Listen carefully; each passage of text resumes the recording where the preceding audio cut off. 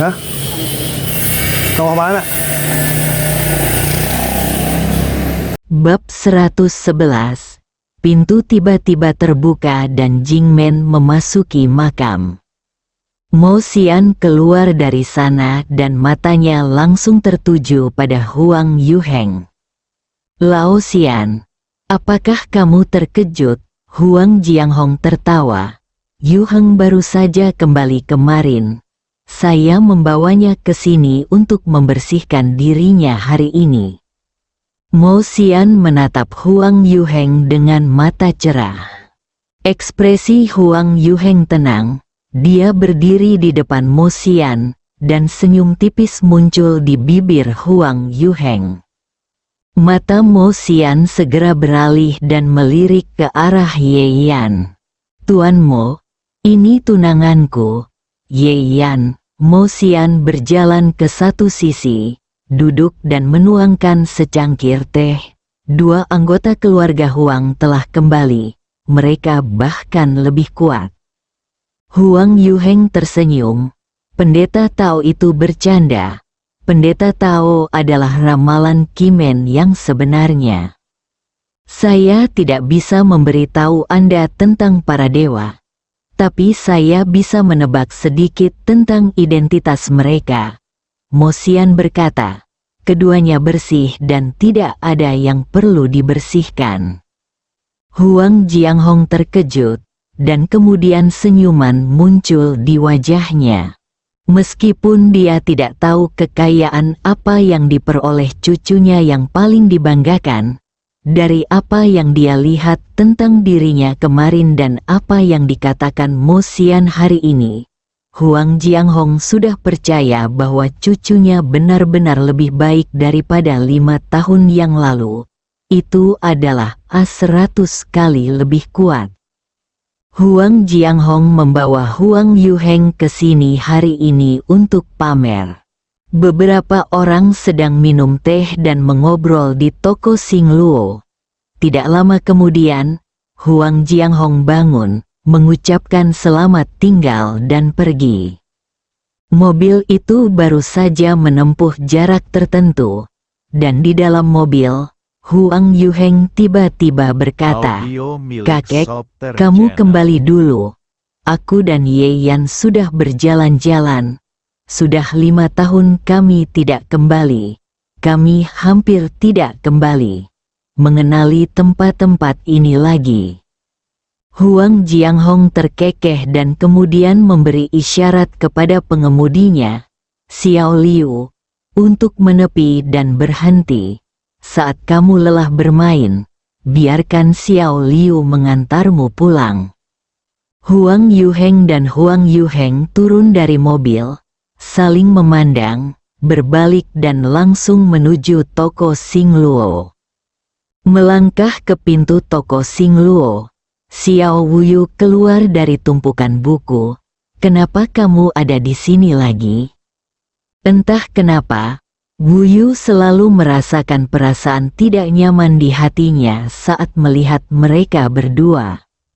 "Wuyu, kakak Ye Yan ingin membeli sesuatu dan tidak mengenal daerah itu. Bisakah kamu mengantarnya ke sana?" kata Huang Yuheng sambil tersenyum. Mo Wuyu mengerutkan kening. Di dalam ruangan, suara Mo Xian keluar. "Wuyu, ayo pergi." "Oh," Mo Wuyu berdiri dengan enggan. Kedua gadis itu meninggalkan toko Xingluo. Bibir Huang Yuheng sedikit terangkat dan dia melangkah ke toko Xingluo. Mo Xian sedang memegang tongkat dan minum teh. "Tuan muda Huang telah pergi dan kembali. Saya tidak tahu nasihat apa yang dia miliki." Huang Yuheng memandang Mo Xian dengan senyuman di wajahnya. "Toko Xingluo, gerbang Xingluo. Jika bukan karena beberapa pertemuan dalam 5 tahun terakhir, saya benar-benar tidak akan tahu bahwa ada harimau berjongkok yang bersembunyi di dalamnya. Jalan tua Canceng ini, naga, ada orang aneh dari Xingluomen yang bersembunyi. Saya seorang lelaki tua, pantas mendapatkan pujian dari para murid Sekte Qingyang, kata Mo Xian. Huang Yuheng tertawa terbahak-bahak, mata pendeta Tao Mo benar-benar kejam. Dan sekilas kau bisa tahu bahwa aku adalah murid sekte tersebut. Dalam hal ini, mengapa aku harus pergi dan kembali lagi? Bukankah begitu, pendeta Tao Mo tahu sesuatu tentang itu? Mo Xian menyesap tehnya dan menggelengkan kepalanya. Aku benar-benar tidak tahu. Ada satu hal yang tidak dapat saya pahami. Huang Yuheng berjalan ke arah Mo Xian dan duduk, menuangkan secangkir teh. Sekte Xingluo milik Sekte Qi. Meskipun ini bukan sekte seni bela diri kuno yang ortodoks, namun itu adalah sekte seni bela diri kuno yang ortodoks tidak seperti. Bersama kelompok Wugu, aura di tubuh Huang Yuheng tiba-tiba menjadi ganas. Mata Mo Xian sedikit menyipit dan dia menatap Huang Yuheng. Maksudmu, kamu curiga racun di tubuh kakekmu ada hubungannya denganku? Tidak diragukan lagi, saya yakin. Huang Yuheng menunjukkan aura yang kuat. Masalah ini pasti ada hubungannya dengan Anda. Yang disebut Chu Chen mungkin adalah keturunan dari Sekte Wugu. Mo Xian tertawa terbahak-bahak. Tuan Huang, terkadang, terlalu percaya diri bisa membuatmu menjadi lelucon. Huang Yuheng meletakkan cangkir di tangannya dan berdiri. Yugong, saya adalah murid ortodoks dan memiliki tanggung jawab untuk melenyapkan cara-cara jahat. Yusi, orang yang diracuni adalah kakek saya. Pendeta Tao Mo, kamu harus tahu lebih baik. Jika Anda tidak memilikinya hari ini, puas dengan jawabannya, saya tidak akan pergi. Bagaimanapun, Mo Xian menggelengkan kepalanya. Saya tidak memiliki jawaban yang diinginkan Tuan Huang. Saya hanya dapat memberitahu Anda lagi bahwa gu kakek Anda tidak ada hubungannya dengan saya. Bang, Huang Yuheng menamparkan meja dengan satu telapak tangan, memecahnya menjadi beberapa bagian. Dia menatap Mo Xian sambil mencibir. Yang ini tidak ada hubungannya denganmu. Menurutku itu pasti ada hubungannya denganmu. Mo Xian bersandar pada kruk dan berdiri. Ekspresinya tidak berubah. Meskipun saya orang tua yang reyot, saya tidak takut pada yang kuat dan jahat. Tuan Huang, di depan saya, singkirkan rasa percaya diri Anda yang terlalu percaya diri. Di menurut pendapatku, kamu sama konyolnya dengan orang idiot. Ledakan, Huang Yuheng mengambil tindakan tegas. Mo Xian telah mengabdikan hidupnya untuk ramalan, dan tubuhnya mengalami serangan balik di tahun-tahun terakhirnya. Bagaimana dia bisa menahan pukulan Huang Yuheng? Tubuhnya terlempar dan membentur dinding dengan keras. Orang tua, kualifikasi apa yang harus kamu andalkan pada usia tuamu di hadapanku? Huang Yuheng muncul, menutup mulut Mo Xian dengan satu tangan, dan mengangkat Mo Xian ke dinding. Matanya tajam. Bahkan jika aku membiarkanmu mati hari ini, tidak akan ada gelombang apapun di sini. Apa kamu percaya? Ada darah mengalir dari sudut mulut Mo Xian, tetapi tidak ada sedikit pun rasa takut di matanya. Dia menatap Huang Yuheng dengan acuh tak acuh dan tersenyum sinis. Kalau begitu, biarkan aku menonton. Huang Yuheng tiba-tiba mengerahkan kekuatan dan melemparkan Mo Xian ke dinding di sampingnya. Mo Xian terjatuh dengan keras ke tanah, dan terdengar jelas suara patah tulang di tubuhnya. Dia merasakan sakit yang luar biasa. Namun, Tanpa mengucapkan sepatah kata pun, dia segera mengangkat kepalanya dan tersenyum menghina di Huang Yuheng. Aku akan memberitahumu sebuah keberuntungan. Pintunya tiba-tiba terbuka, dan Jingmen memasuki makam. Itu pertanda kemalangan besar. Tuan Huang, harap lebih berhati-hati. Huang Yuheng maju selangkah demi selangkah, menatap Mo Xian. Orang tua, bisakah kamu memperkirakan bahwa kamu akan mendapat masalah hari ini? Jika aku membiarkanmu mati, kamu akan mati. Jika aku membiarkanmu hidup, kamu akan hidup. Dari mana datangnya takdir? Cara-cara jahat dan tipu daya yang aneh tidak akan pernah membawa pada keanggunan.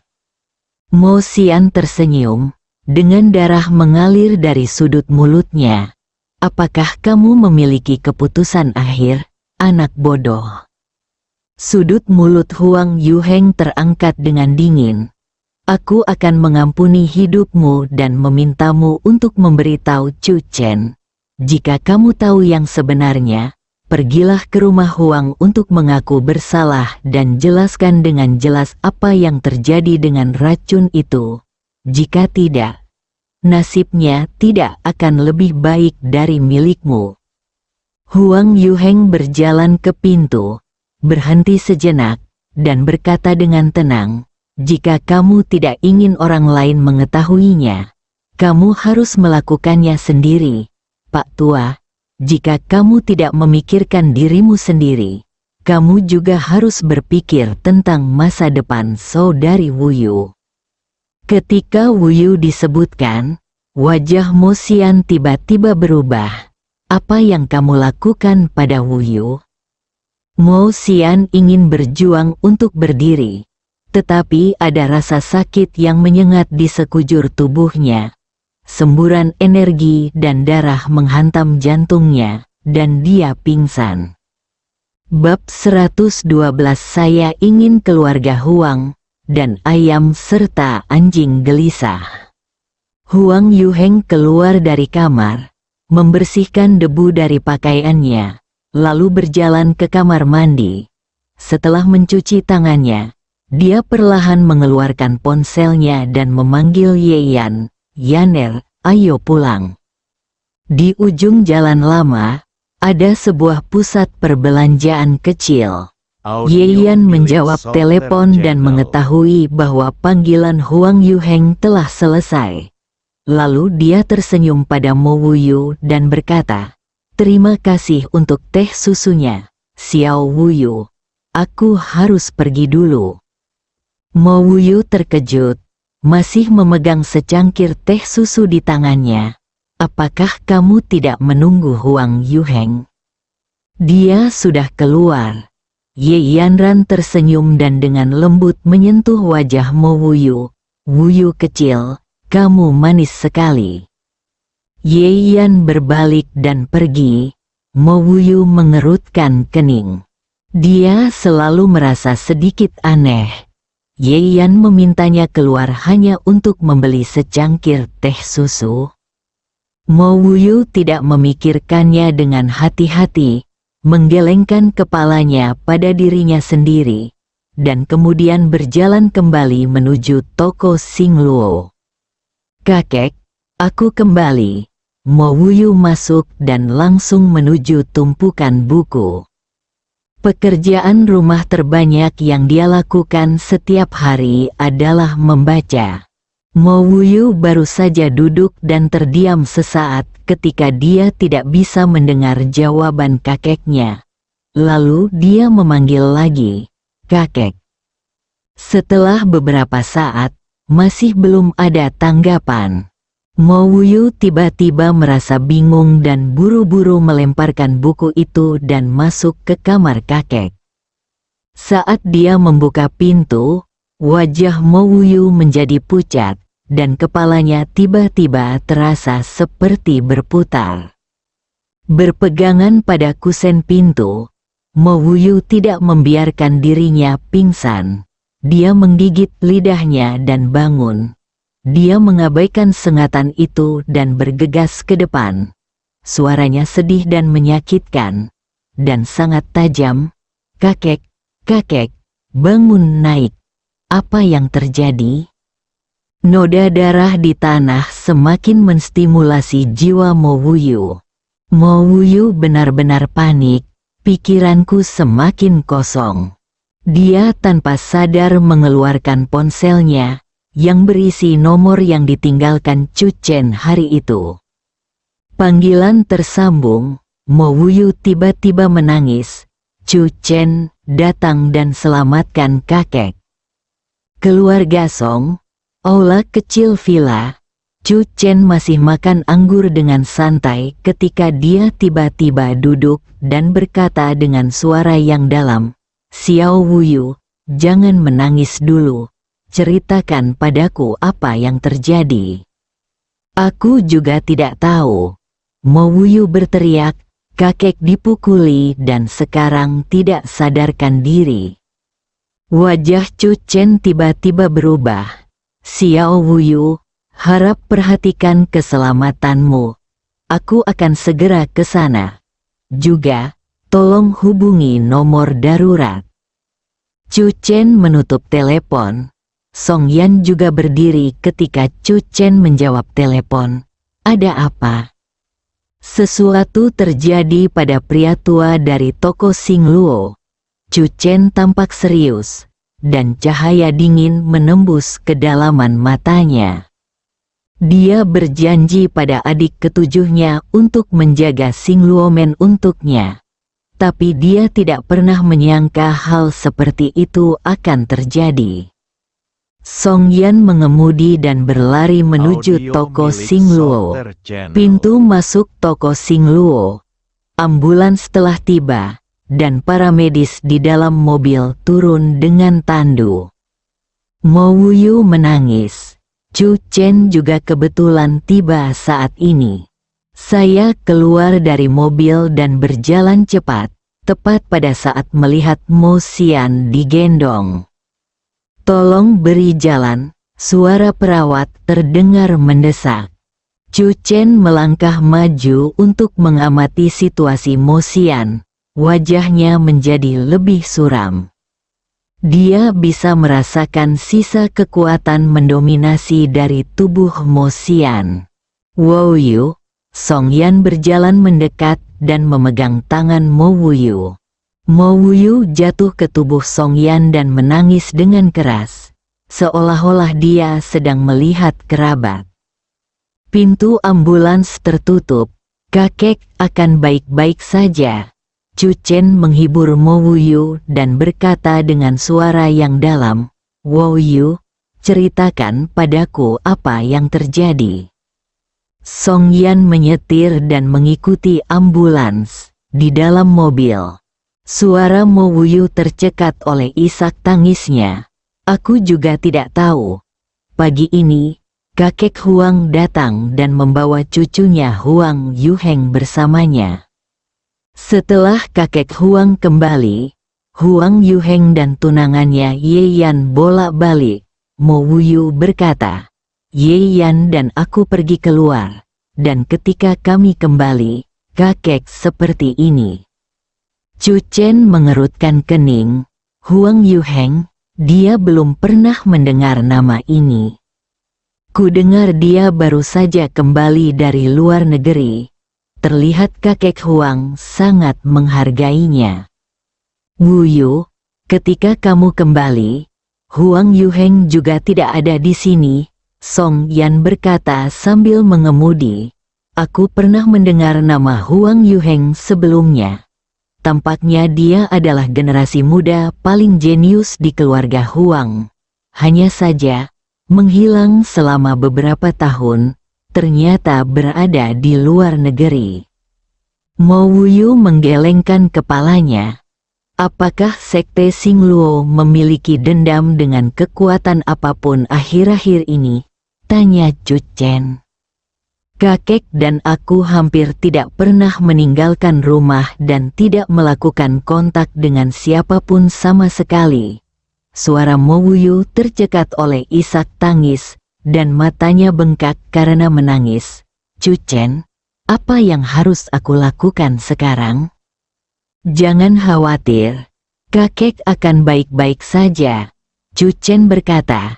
"Tidak peduli siapa itu, aku akan membuatnya membayar harganya."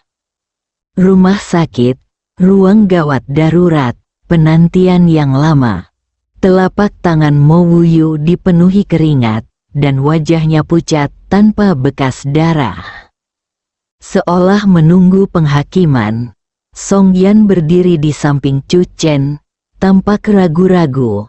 Setelah beberapa saat, dia berkata dengan lembut, "Jika masalah ini benar-benar ada hubungannya dengan keluarga Huang, saya ingin keluarga Huang dan ayam serta anjing gelisah." Nada suara Cu Chen datar, dan cahaya dingin di matanya sangat dingin. Hati Song Yan terguncang melihat Cu Chen. Dia tahu jika Cu Chen mengatakannya, dia akan melakukannya. Lampu di ruang gawat darurat tiba-tiba mati. Cu Chen mendongak. Mo Wuyu berjalan dengan penuh semangat. Pintunya terbuka. Dokter keluar. "Dokter, ada apa dengan kakekku?" Suara Mo Wuyu bergetar. Dokter berkata, "Orang yang terluka tidak mengancam nyawanya. Namun, cederanya terlalu serius. Dia sudah sangat tua dan kesehatannya tidak baik. Saya khawatir hanya ada sedikit harapan untuk bisa berjalan kembali di masa depan." Air mata mengalir di mata Mo Wuyu. "Dokter, tidak peduli berapa banyak uang yang Anda keluarkan. Mohon gunakan rencana terbaik untuk merawat pria tua ini." Cu Chen datang dan berkata. Dokter itu mengangguk dan menghela nafas pada saat yang sama. "Saya tidak tahu siapa dia. Tapi dia sangat kejam dan bengis. Dia sangat kejam terhadap orang tua seperti itu. Benar-benar kejam." Tinju Cu Chen tiba-tiba mengepal. Setelah menunggu di luar ruang gawat darurat beberapa saat, perawat mendorong Mo Xian keluar. Orang yang terluka baru saja menyelesaikan operasinya. Dia akan kembali ke bangsal dulu. Dia akan bangun sekitar 3 jam lagi. Bangsal, Mo Wuyu tetap berada di samping ranjang rumah sakit, menangis hampir kering. Cu Chen juga sedang menunggu. Waktu berlalu detik demi detik. Tiba-tiba, jari Mo Xian bergerak dan matanya perlahan terbuka. "Kakek," air mata Mo Wuyu tidak bisa berhenti mengalir lagi. Cu Chen berjalan ke tempat tidur dan memandang Mo Xian. "Apakah itu keluarga Huang?" Cu Chen bertanya langsung. Bibir Mo Xian bergerak-gerak, dan setelah beberapa saat, dia berkata dengan suara pelan, "Iya." Bersambung.